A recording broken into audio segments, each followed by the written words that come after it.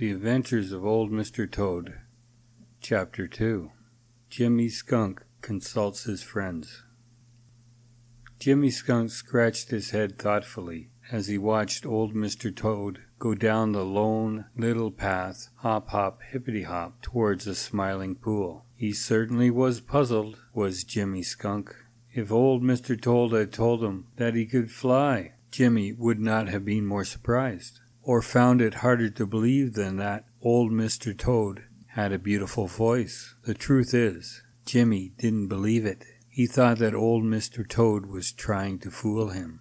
Presently, Peter Rabbit came along. He found Jimmy Skunk sitting in a brown study. He had quite forgotten to look for fat beetles, and when he forgets to do that, you may make up your mind that Jimmy is doing some hard thinking.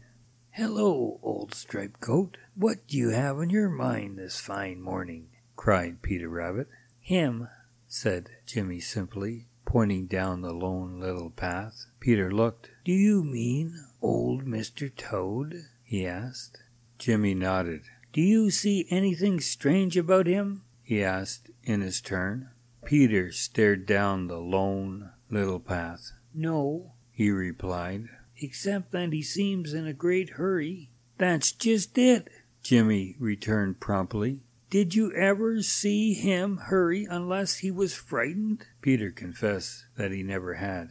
"Well, he isn't frightened now, yet just look at him go," retorted Jimmy. "He says he's got a beautiful voice, and that he has to take part in the spring chorus at the Smiling Pool, and that he is late." Peter looked very hard at Jimmy to see if he was fooling or telling the truth. Then he began to laugh. "Old Mr. Toad sing? The very idea!" he cried. "He can sing about as much as I can, and that is not at all." Jimmy grinned. "I think he's crazy, if you ask me," said he. And yet he was just as earnest about it as if it were really so. "I think he must have eaten something that has gone to his head. There's Uncle Billy Possum over there. Let's ask him what he thinks." So Jimmy and Peter joined Uncle Billy, and Jimmy told the story about old Mr. Toad all over again.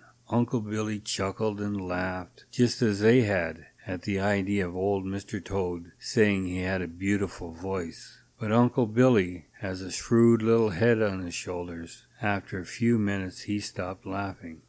"I done learned a right smart long time ago that I don't know all there is to know about my neighbors," said he. "We uns don't think of Briar Toad as ugly looking for so long that we uns may have overlooked something. I don't reckon Briar Toad can sing, but allows that perhaps he thinks he can. What do y'all says we uns going down to the Smiling Pool and find out what he's really up to?" "The very thing," cried Peter, kicking up his heels. You know Peter is always ready to go anywhere or do anything that will satisfy his curiosity. Jimmy Skunk thought it over for a few minutes, and then he decided that as he hadn't anything in particular to do, and as he might find some fat beetles on the way, he would go also. So off they started after old Mr. Toad, Peter Rabbit in the lead as usual, Uncle Billy Possum next, grinning as only he can grin, and in the rear Jimmy Skunk, taking his time and keeping a sharp eye out for fat beetles.